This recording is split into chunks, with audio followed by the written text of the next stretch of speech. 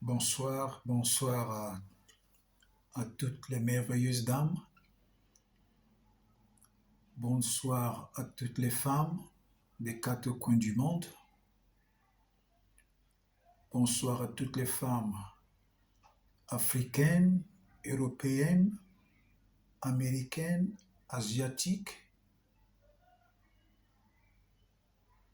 Merci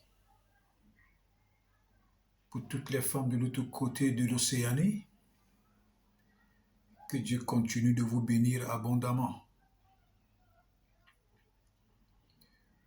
Ce mois de mars 2023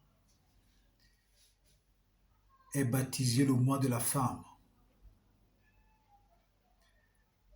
La femme est précieuse. Et Dieu lui-même, le Créateur, a illustré son royaume à la femme, c'est-à-dire il a dit, notre Jérusalem céleste, c'est notre mère. La Jérusalem céleste est notre mère. Donc Dieu a illustré la mère à la Jérusalem céleste. Comme pour dire quoi? Comme pour dire que c'est de la femme que la vie sort. C'est de la femme que la vie vient. C'est de la femme que le bonheur vient. Comme il dit, celui qui trouvait la femme a trouvé quoi? Le bonheur. Comme le ciel, comme la Jérusalem céleste, comme le ciel,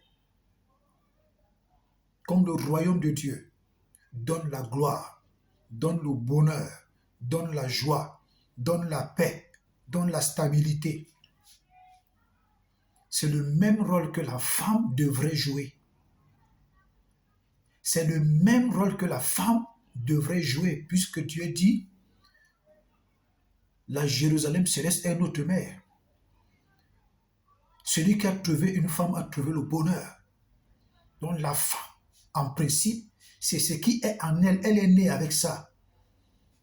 La femme procure le bonheur. La femme procure la paix. La femme procure la joie. La femme procure la stabilité. La femme procure la bénédiction. Elle porte en elle les germes du bonheur.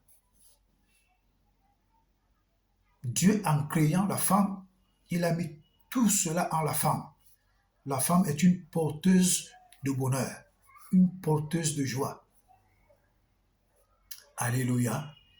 Je respecte toutes les femmes du monde. Mes salutations à toutes les femmes du monde. Mes bénédictions à toutes les femmes du monde. Surtout à celles qui sont dans des foyers, qui sont dans des mariages. Ce n'est pas facile d'être femme au foyer. C'est une autre école. Être femme au foyer, c'est une autre école. C'est l'école la plus complexe de l'histoire du monde entier. C'est l'école la plus complexe, l'école du mariage. Alléluia, c'est l'école du mariage qui est la plus complexe. Chaque mariage a son histoire, chaque mariage a ses problèmes, chaque mariage a ses difficultés, chaque mariage a ses défis, chaque mariage a ses projets, chaque mariage a ses bagarres, chaque mariage a ses difficultés, chaque mariage a ses couacs. Ton mariage ne sera jamais le mariage de l'autre. C'est pourquoi n'identifie pas ton mari au mari de l'autre. N'identifie pas ta femme à l'autre femme. Non, ta femme est unique, ton mari est unique. Ne dis pas à ton mari, hein, tu ne vois pas le mari de tel, le mari de ma copine là, tu ne vois pas. Non, ton mari n'est pas le mari de ta copine là. Ton mari, c'est ton mari. Ne dis pas à ma femme, tu ne vois pas la femme de mon ami là. Non, ta femme est unique. Ta femme est unique. Et parfois, c'est là l'une des causes majeures des problèmes dans les foyers. Parce que la femme compare son mari à tel. Parce que le mari compare sa femme à tel. Non, chaque mariage a son histoire. Chaque mariage a son histoire. Contente-toi de ce que Dieu te donne. et gère tes problèmes dans ton foyer avec Dieu. Tu regardes le mariage de l'autre à distance, tu crois qu'il y a le meilleur là-bas. Mais si on te met là-bas, tu vas constater que ce que tu méprises ici, là-bas, il y en a pire que ça. Tu vas constater que ce que tu négliges ici, dans le mariage, là où tu dis que oh, c'est mieux, on te met là-bas 2 jours, tu vas dire je préfère encore rentrer dans mon mariage. Je dis souvent, vous savez, parfois, quand une femme a marché de mariage en mariage, parfois elle finit par rester à un endroit et se dit, moi-même j'ai déjà trop honte de moi, je préfère rester ici, même si elle mange les excréments. Parfois vous allez trouver un homme qui est parti de femme en femme parce qu'il cherche là où il va trouver la paix. Finalement, il n'est pas tombé à un endroit où il dit, vraiment je préfère rester ici, même s'il mange les excréments. Ah oui? Il n'y a pas de mauvais mariage. Ce sont les hommes qui ont de mauvais caractères. Parfois, des gens disent l'argent c'est le diable. Ce n'est pas l'argent qui est le diable, c'est ceux qui utilisent l'argent qui ont de mauvais comportements. Parfois, vous entendez les gens dire l'église là est mauvaise. Ce n'est pas l'église qui est mauvaise, c'est ceux qui conduisent l'église qui sont mauvais. Dans le comportement, c'est quelque chose de très dangereux. C'est pourquoi Jésus a pris le soin de bien dire que vous les hommes, vous voulez répudier vos femmes à cause de la dureté de votre cœur. Donc ça veut dire que c'est le cœur de l'homme qui veut répudier la femme. Ce n'est pas la volonté de Dieu, ce n'est pas la pensée de Dieu, mais c'est le cœur de l'homme qui veut répudier la femme. C'est le cœur de la femme qui veut abandonner son mari. Tout part du cœur. Tout part du cœur. Alléluia. Moi, j'ai une pensée vraiment pleine de compassion, pleine d'amour. J'ai du respect pour la femme, celle qui m'a accouché. Je ne suis pas tombé du ciel, c'est une femme. C'est une femme qui m'a accouché. C'est une femme qui t'a accouché. C'est pourquoi j'ai du respect pour la femme. Avant, je ne comprenais pas. Je ne pouvais pas vite appréhender la valeur qu'une femme a dans ma tendre jeunesse. Mais avec le temps et avec l'âge, j'ai vu l'importance de la femme. J'ai vu la valeur de la femme. J'ai vu, c'est-à-dire ce que la femme apporte à l'homme, à son mari bien sûr. Ah oui, Dieu dit que la femme, dans la parole de Dieu, on dit que la femme c'est un sexe faible. Non, la femme n'est pas un sexe faible. Quand Dieu dit que la femme est un sexe faible, ça veut dire que la femme a juste besoin de l'attention de son mari. Elle a besoin que son mari l'écoute. Elle veut être complice de son mari. Elle veut que son mari et elle, ça soit un partage, une complicité, une amitié. Elle veut se sentir protégée. C'est pourquoi la Bible dit que la femme est le sexe faible. La femme n'est pas le sexe faible. Elle porte une grossesse pendant 8 mois, 9 mois. Elle prépare avec la grossesse, elle lave les habits avec la grossesse. Elle fait la cuisine avec la grossesse. Parfois même, elle est fatiguée comme ça. Le connard vient, le salaud vient, il va encore monter sur elle pour faire la chose. Ce n'est pas un sexe faible. Ce n'est pas un sexe faible. Même la femme qui n'a pas enfanté, elle fait des activités.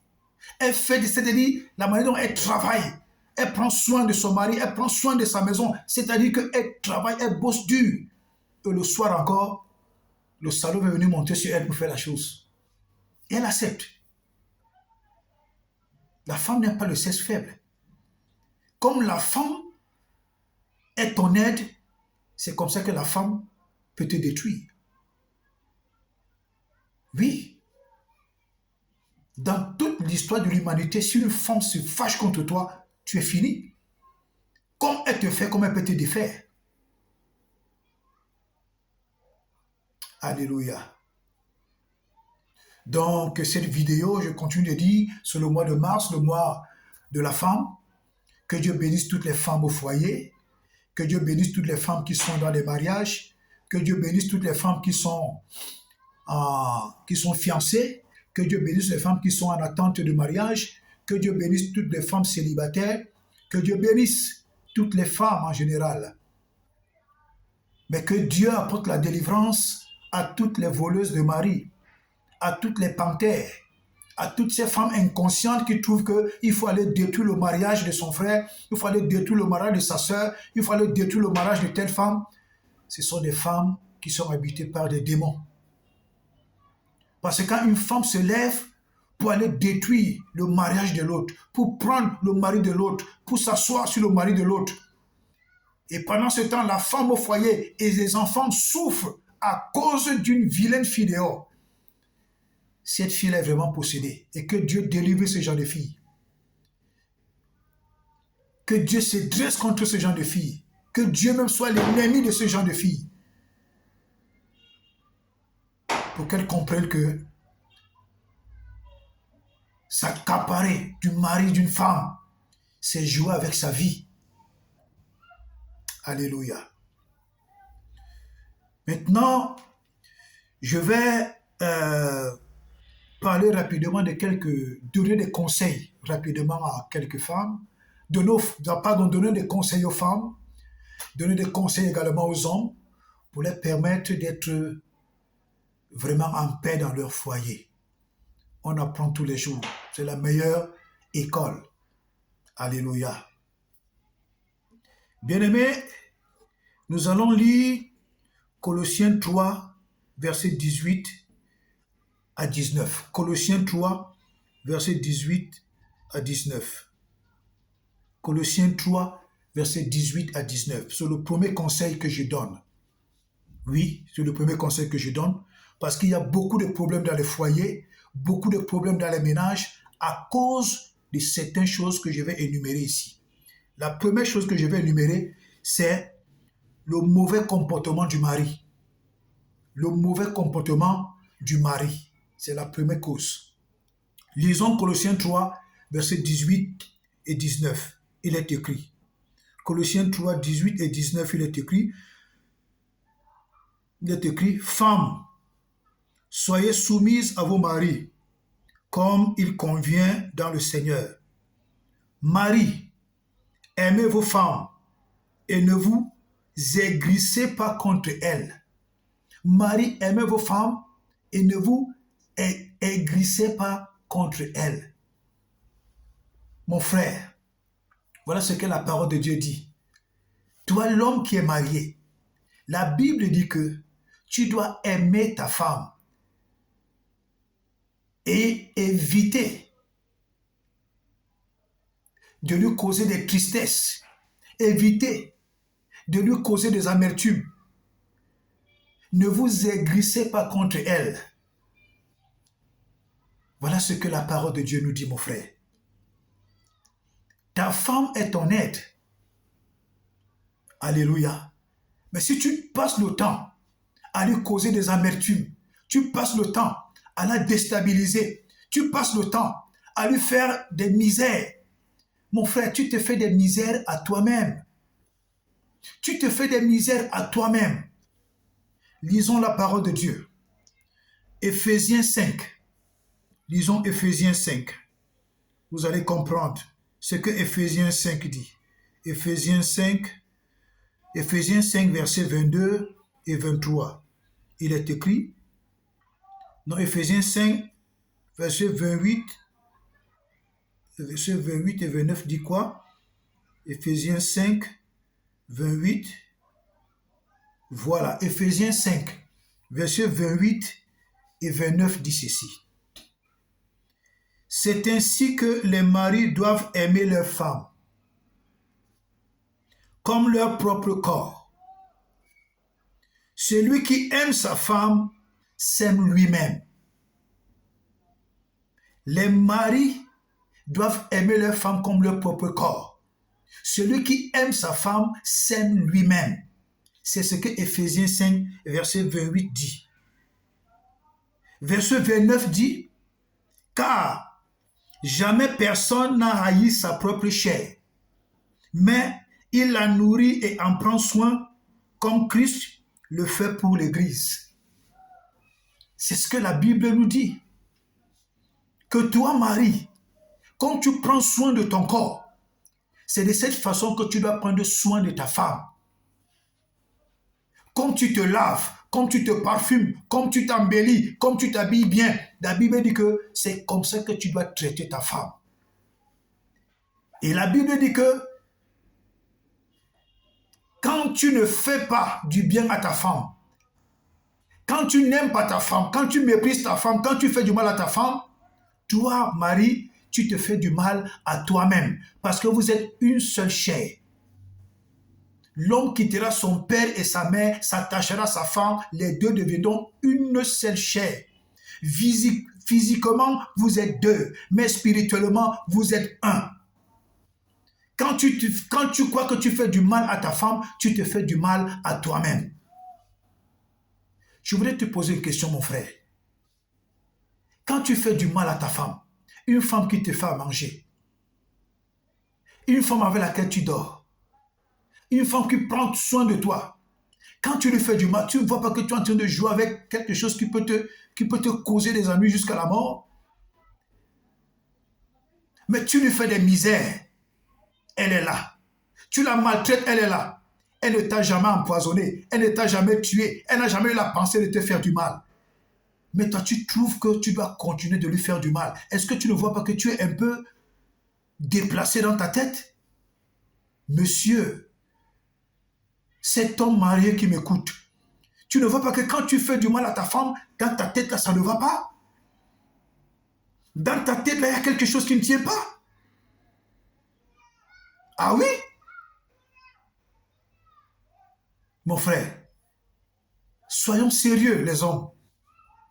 Les hommes, soyez sérieux. Les hommes, soyons sérieux. Les hommes, soyez sérieux. Ta femme, c'est toi. Ta femme, c'est ta propre chair. Comme Éphésiens 5 vient de nous dire. Tu dois prendre soin de ta femme quand tu prends soin de ton corps. Celui qui ne prend pas soin de son corps, de sa femme, ne prend pas soin de lui-même. Alléluia.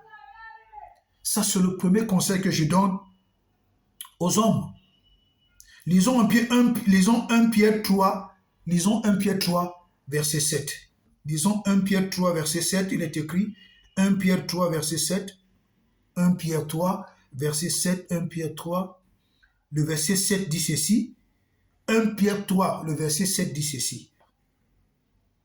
Marie, montrez à votre tour de la sagesse dans vos rapports avec vos femmes, dont il parlait des maris au pluriel. Comme avec un sexe plus faible, honorez-les, comme devant aussi hériter avec vous de la grâce de la vie. Alléluia. Qu'il en soit ainsi, afin que rien ne vienne faire obstacle à vos prières. Monsieur qui m'écoute là, l'homme marié qui m'écoute, l'homme fiancé qui m'écoute, quand tu fais du tort à ta femme, tu es en train de détruire l'atmosphère spirituelle de ton foyer. Quand tu méprises ta femme, tu es en train d'empoisonner l'atmosphère spirituelle de ta maison. Quand tu manques du respect à ta femme, tu es en train d'empoisonner toute ta maison ainsi que l'atmosphère spirituelle de ta maison et même tous les domaines de vie de votre mariage. Quand tu ne donnes pas de la valeur à ta femme, quand tu méprises ta femme, quand tu humilies ta femme, quand tu insultes ta femme, quand tu ridiculises ta femme, tu es en train de faire du mal à toi-même. Tu es en train de faire du mal à toute ta maison. Tu es en train de faire du mal à tous les enfants. Tu es en train d'empoisonner tous les domaines de vos vies. Tu es en train d'empoisonner vos projets. Tu es en train de foncer tout droit au mur, à la catastrophe, à l'échec et à la faillite. Parce que quand ta femme est déstabilisée, laisse-moi te dire, même Dieu n'est plus content. Quand ta femme n'est pas en paix, même Dieu n'est plus content. Alléluia. Je disais tout à l'heure que Dieu dit, la Jérusalem céleste est notre mère. Donc Dieu illustre même son royaume à la femme. Quand tu fais du tort à la femme, Dieu est en colère. Quand tu fais des misères à ta femme, Dieu est en colère. Quand tu méprises ta femme, Dieu est en colère. Quand tu insultes ta femme, Dieu est en colère. Quand tu ridiculises ta femme, Dieu est en colère. Alléluia. C'est toi le chef. Tout ce que le chef fait de déplacer dans sa maison, il s'attire des ennuis. Il s'attire des ennuis. Parce que Dieu va lui réclamer, Dieu va lui demander des comptes. Alléluia. Nous continuons. Le deuxième point qui cause des problèmes dans le foyer, c'est les briseuses de foyer. Les panthères, les briseuses de foyer, les voleuses de mari. Donc, c'est vice-versa. Comme il y a les briseuses de foyer, il y a des briseurs de foyer. Comme il y a des femmes panthères, il y a des hommes panthères. Comme il y a des voleuses de mari, il y a des voleuses de femmes. Il y a des voleurs de femmes, pardon. Donc c'est vice-versa. Il y a des vilaines femmes, il y a des vilains hommes. Alléluia. Donc c'est la deuxième cause des troubles dans les foyers. La deuxième cause des troubles dans les foyers, c'est cette fille, c'est cette voleuse de mari et c'est ces voleurs de femmes qui sont la deuxième cause des troubles dans les foyers. Alléluia. Écoutons la parole de Dieu. Je suis en train de venir. Lisons Genèse 20, verset 3. Lisons Genèse 20, verset 3, il est écrit. Genèse 20, verset 3, il est écrit ceci. Je commence même à partir du verset 1. Genèse 20 à partir du verset 1. Abraham partit de là pour la contrée du Midi. Il s'établit entre Kadès et Shur et fit un séjour à Guérar. Abraham disait de Sarah, sa femme, c'est ma sœur. Abimelech, roi de Guérar, fit enlever Sarah. Donc Abimelech, roi de Guérar, a pris Sarah. Or, Sarah était la femme d'Abraham. Le verset 3. Le verset 3. Alors, Dieu apparut en songe à Abimelech pendant la nuit et lui dit, voici, tu vas mourir à cause de la femme que tu as enlevée, car elle a un mari. Donc le danger que courent toutes ces voleuses de mari, c'est qu'elles s'exposent à la mort, parce que c'est Dieu lui-même qui va les frapper de mort. Oui, la deuxième cause, c'est ça. Tous les hommes, toutes les femmes d'abord, qui volent les maris des autres, vous vous exposez à la mort. Et c'est Dieu qui va vous frapper de mort. Comme je viens de lire dans Genèse 20, verset 3. Tous les hommes qui prennent les femmes des autres, qui prennent les femmes mariées, qui sortent avec les femmes mariées, qui font les aventures avec les femmes mariées, vous vous exposez à la mort. Et Dieu va vous frapper de mort. C'est ce qui est écrit dans Genèse 20, verset 1 à 3. Quand tu sors avec la femme de quelqu'un, Dieu va te frapper de mort. Quand tu sors avec le mari de trui, Dieu va te frapper de mort. Il va frapper ta partie génitale. Toi l'homme, il va frapper ta partie génitale. Il va frapper ta vie. Il va frapper tes affaires. Il va frapper tes projets. Il va frapper tout ce que tu as. La mort va même entrer dans ta maison. Elle va toucher même ta famille. Toi la femme qui m'écoute, quand tu sors avec le mari de trui, d'après Genèse 20, verset 1 à 3, Dieu va te frapper de mort. Là, c'est s'attaquer à Dieu directement. Quand tu sors avec le mari d'une femme, c'est s'attaquer à Dieu directement et la conséquence, c'est la mort. Quand tu sors avec la femme de trui, C'est s'attaquer à Dieu directement et la conséquence, c'est la mort. C'est pourquoi je vous dis souvent, parfois vous voyez des hommes mourir de morts bizarres.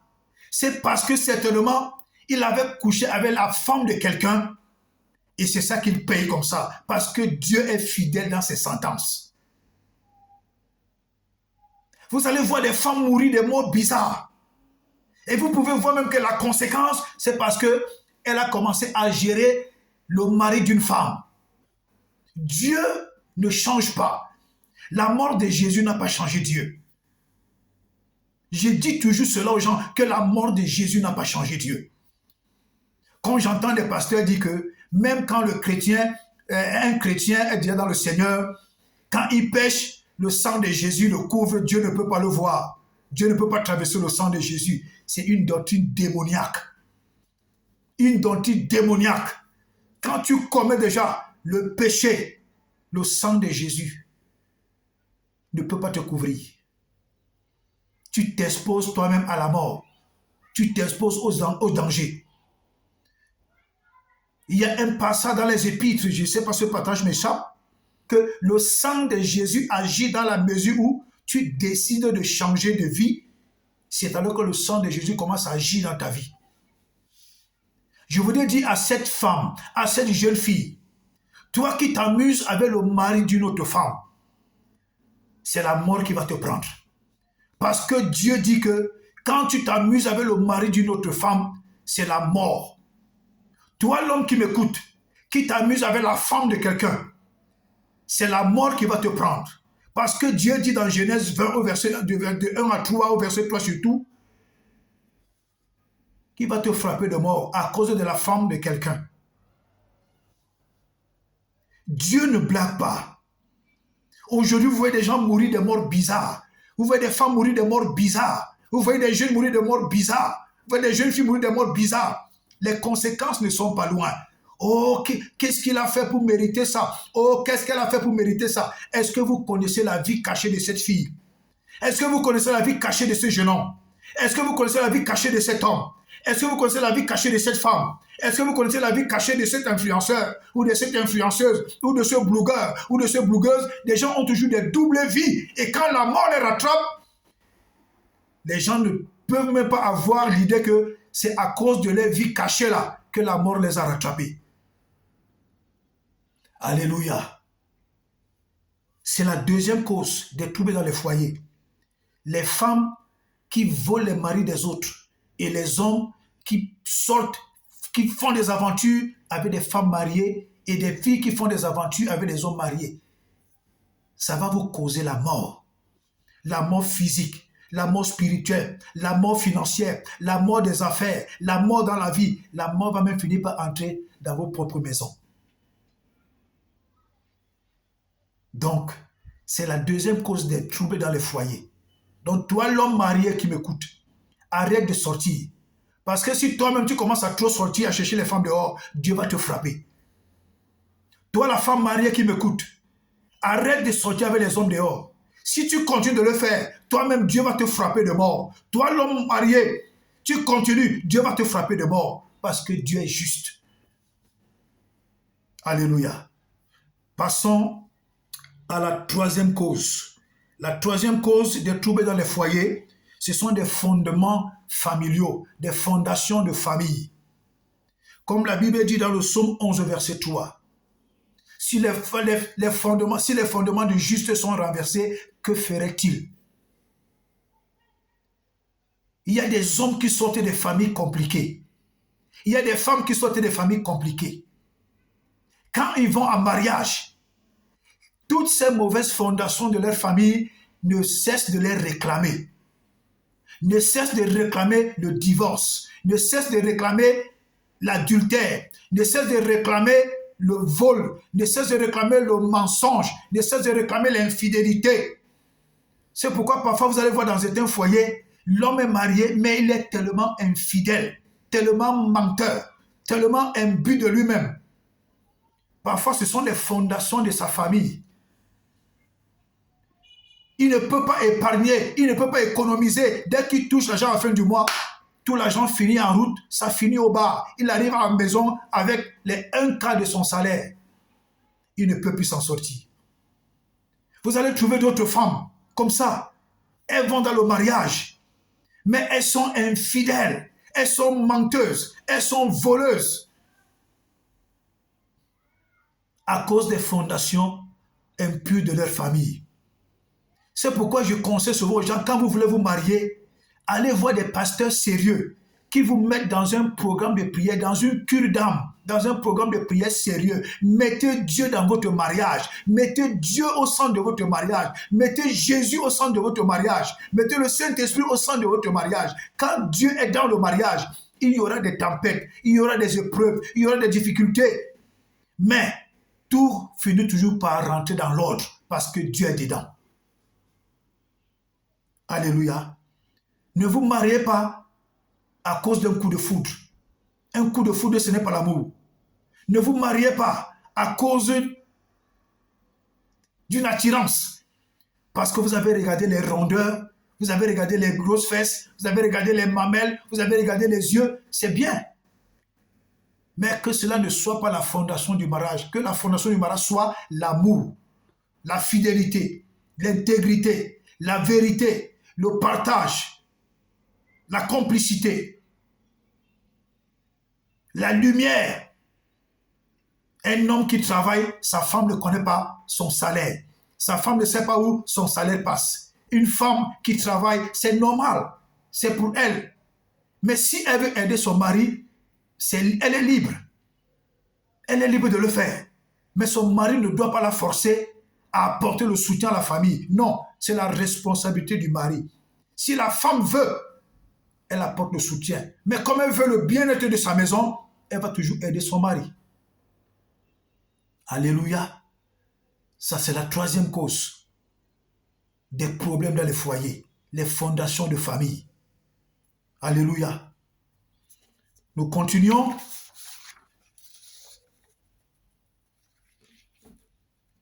Là, parlons de la quatrième cause. La quatrième cause, elle est encore plus dangereuse. La mauvaise compagnie. La quatrième cause des troubles dans les foyers, la mauvaise compagnie. Comme 1 Corinthiens 15, verset 33 dit, que la mauvaise compagnie corrompt les bonnes mœurs. 1 Corinthiens 15, verset 33, la mauvaise compagnie corrompt les bonnes mœurs. Tu vas voir un homme marié qui est bien dans son foyer, qui est bien dans sa maison, qui est bien dans son mariage. Dès qu'il commence à voir la mauvaise compagnie, et que la mauvaise compagnie commence à l'influencer, il commence à ressembler à ces amis-là qui sont mauvais. Il commence à avoir une vie d'infidélité, il commence à découcher, il commence à mentir, il n'arrive plus à combler les attentes financières de la maison. Tout ce qui touche, ça part dans les tisas, ça part dans l'alcool, ça part dans les hôtels, ça part dans les auberges. À cause de la mauvaise compagnie. Oh, il n'était pas comme ça. Toi, l'homme qui m'écoute, l'homme marié qui m'écoute, évite la mauvaise compagnie. Elle ne t'apporte rien, elle te détruit au contraire. Elle ne t'apporte rien, elle détruit ton mariage. Elle ne t'apporte rien, elle détruit tes enfants. Elle ne t'apporte rien, elle détruit tes projets. Elle ne t'apporte rien, elle déstabilise toute ta famille, toute ta maison. Elle déstabilise tous vos projets. La mauvaise compagnie n'est pas bonne. Contente-toi de ce que tu as. Même si tu as des amis qui touchent mieux que toi, qui sont milliardaires, qui sont ceci, mais qui ont des vies pourries, il ne faut pas les ressembler. Ne marche pas avec eux, parce que ta vie, tes enfants, ta famille, c'est ce que tu as de plus précieux. Alléluia. C'est pareil pour la femme mariée. Tu vois une femme au foyer, elle est docile, elle est gentille, elle respecte son mari, elle est soumise. Dès qu'elle commence à côtoyer des vieilles rombières célibataires, dès qu'elle commence à côtoyer des vieilles femmes qui ont roulé la bosse dans la rébellion, la têtutesse, l'impolitesse diabolique, voilà la femme qui est gâtée. Parfois, parce qu'elle se laisse influencer par une petite voleuse d'argent, parce qu'une femme a de l'argent, elle vient l'intimider. Oh, mon mari me rationne 5 000, mon mari me rationne 100 000. mon mari me rationne 200 000, mon mari me rationne 500 000, toi, ton mari te rationne seulement 10 000, vraiment. Et à cause de ça, voilà la femme qui devient infidèle. Voilà la femme qui devient menteuse. Voilà la femme qui devient adultère. Voilà la femme qui devient une découcheuse. Voilà la femme qui finit par devenir une poubelle ambulante parce que n'importe qui monte sur elle. À cause de la mauvaise compagnie. À cause de la mauvaise compagnie. Toi, la femme mariée qui m'écoute, toi, la femme fiancée qui m'écoute, toi, la femme célibataire qui m'écoute, il faut éviter la mauvaise compagnie. Toi, l'homme marié, toi, la femme mariée, toi, les célibataires, toi, les fiancés, vous qui m'écoutez, évitez la mauvaise compagnie. Que cet homme soit riche, que cette femme soit riche, quelle qu'en soit leur fortune, ne les imitez pas. La plupart des temps, vous allez voir, ces hommes, ces sales riches, des femmes sales riches, des hommes sales riches, avec une fortune qui a été travaillée par le diable. Ce sont des femmes impolies, des hommes impolis, des bêtes de somme, des gens qui ne méritent aucun respect. Mais c'est ces gens-là qui finissent par vous influencer et vous détruisez le meilleur pour votre vie. Je dis toujours, toi l'homme qui laisse que ta famille soit détruite, c'est à Dieu que tu rendras des comptes. Parce que tu es le chef de la famille. Toi la femme qui laisse que ton foyer soit détruit, c'est à Dieu que tu rendras des comptes. Parce que Dieu a dit que tu es l'aide efficace de ton mari. Évitez la mauvaise compagnie. Ne vous laissez pas intimider, influencer, impressionner par quelqu'un, quelle qu'en soit sa fortune. Vous ne connaissez pas ce que les toitures des gens cachent. Vous ne connaissez pas ce que les toitures des gens cachent. Oh, tel est milliardaire, oh, tel a l'argent. Allez vivre dans leur maison, vous allez voir que ce sont des chiens. Ils sont même pires que des chiens. Alléluia. Il faut éviter la mauvaise compagnie. Évitez la mauvaise compagnie. Je vous dis, évitez la mauvaise compagnie. Vos vies sont précieuses. Mes chères dames au foyer, vos vies sont précieuses, mes chères dames qui sont fiancées. Vos vies sont précieuses, mes chères dames qui sont encore célibataires. Vos vies sont précieuses, monsieur, toi qui es marié. Vos vies sont précieuses, monsieur, vous qui êtes encore fiancé. Vos vies sont précieuses, monsieur, vous qui êtes encore célibataire. Évitez la mauvaise compagnie. C'est la 4e cause des troubles dans les foyers. Alléluia.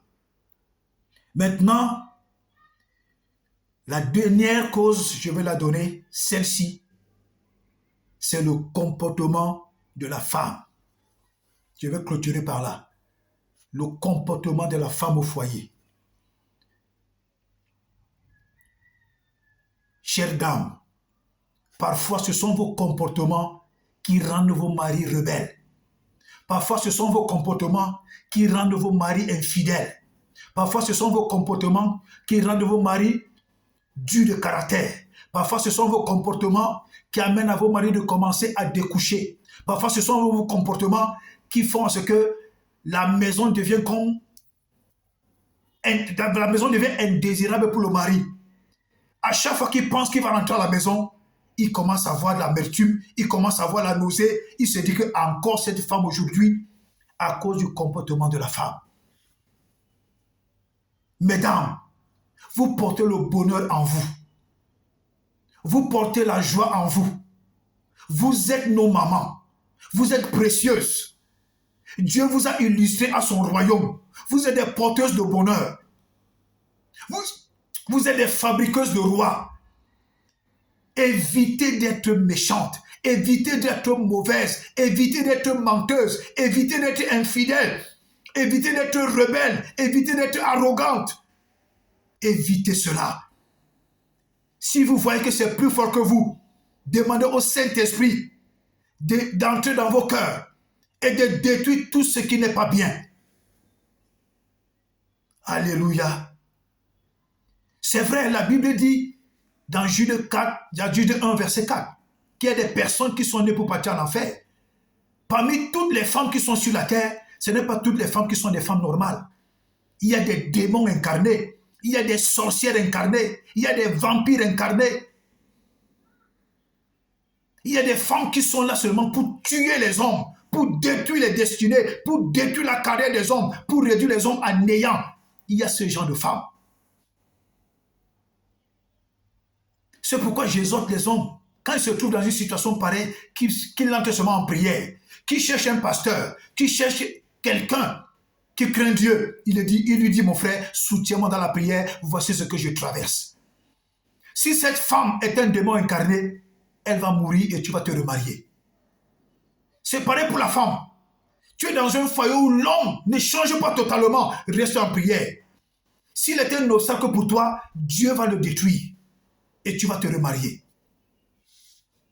Alléluia, parce que moi je ne prêche pas sur le divorce. Non, je ne prêche pas sur le divorce.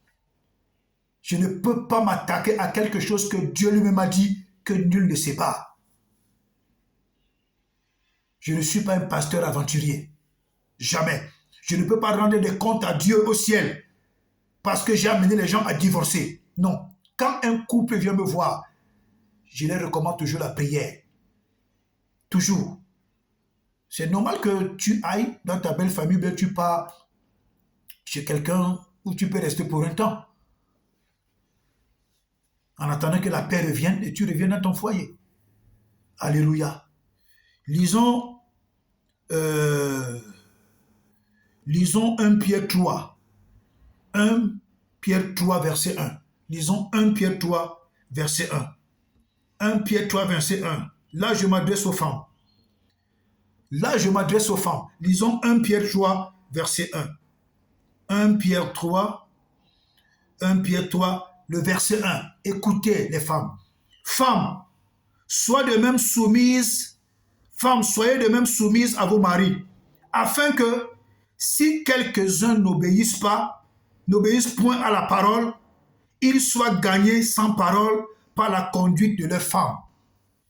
Ta conduite peut amener ton mari à changer.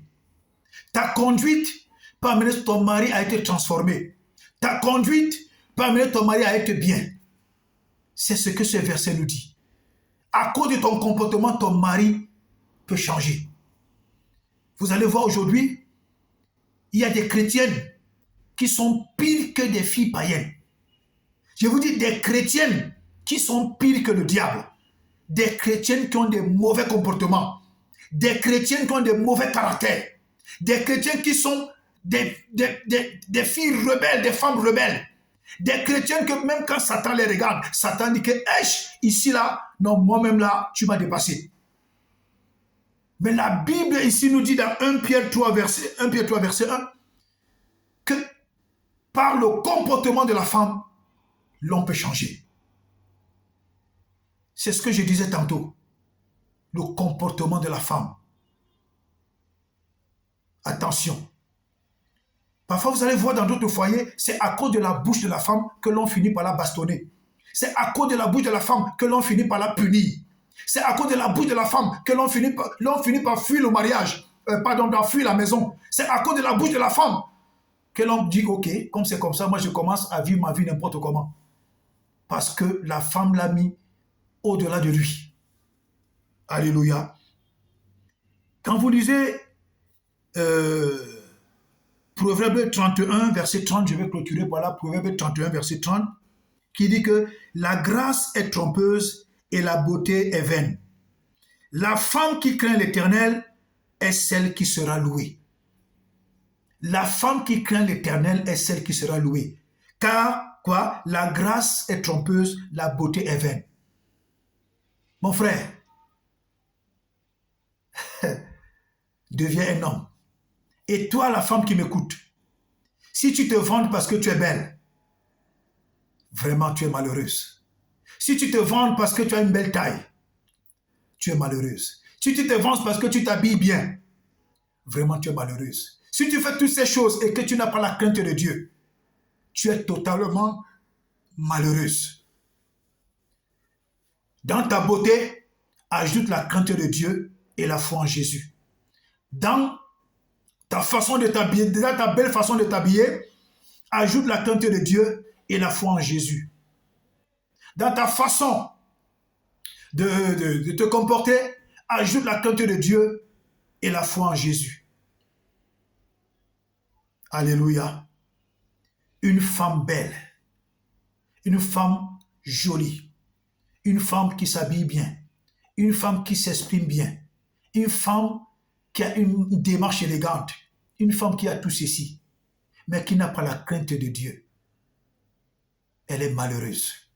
Une femme qui a tout ceci, mais qui se laisse sauter par n'importe quel homme, tu es la femme la plus désagréable de l'histoire de l'humanité. Les apparences sont trompeuses, la beauté est trompeuse. Mais c'est la femme qui craint Dieu qui sera louée. Alléluia. Le mieux, c'est que Dieu te loue. Même si ton mari ne te loue pas, même si ton mari ne te respecte pas, même si ton mari ne t'honore pas, même si ton mari ne te donne pas de la valeur, mais à cause de la crainte de Dieu que tu auras, Dieu va compter de ton mari à t'honorer. La grâce est trompeuse, la beauté est vaine. C'est la femme qui craint Dieu qui sera honorée. Quand tu crains Dieu, Dieu va compter de ton mari à t'honorer. Quand tu crains Dieu, Dieu va compter de ton mari à t'aimer. Quand tu crains Dieu, Dieu va compter de ton mari à te prendre au sérieux. Quand tu crains Dieu et tu as ta foi en Christ, Dieu va imposer, Dieu va compter de ton mari à t'aimer, à t'apprécier, à te valoriser, à te protéger, à te raisonner, à te garder, à te mettre à l'aise. Alléluia. Donc voilà encore des conseils que j'ai donnés aujourd'hui aux femmes, parce que j'ai dit le mois de mars, c'est le mois de la femme. Les femmes, je vous tiens à cœur. Tout ce que je voudrais pour vous, c'est du bonheur. Que Dieu vous fasse du bien. Que Dieu bénisse ta vie, toi cette femme qui m'écoute. Que Dieu bénisse ta maison, que Dieu bénisse ta vie, que Dieu bénisse ton cœur, que le Saint-Esprit remplisse dans ton cœur, que Dieu bénisse ta maison, que l'esprit de paix, l'esprit d'amour, l'esprit de réconciliation rentre dans ta maison, que Dieu bénisse le cœur de ton mari, que l'Esprit de Dieu entre dans le cœur de ton mari, qui devient un mari gentil, un mari docile, un mari attentionné, un mari qui a le cœur plein d'amour pour son épouse que tu es, au nom de Jésus. Que ton mari soit totalement libéré de tout ce que son cœur a gardé comme mauvaise pensée, comme amertume à cause de ton mauvais caractère. Que le Saint-Esprit sorte tout cela au nom de Jésus. Que ton mari soit libéré, même s'il est sous l'influence d'un charme, d'un envoûtement, d'une domination d'une quelconque femme. Qu'il soit libéré par la puissance du Saint-Esprit et par le feu de Dieu au nom de Jésus. Je déclare que ton mari revienne à la maison.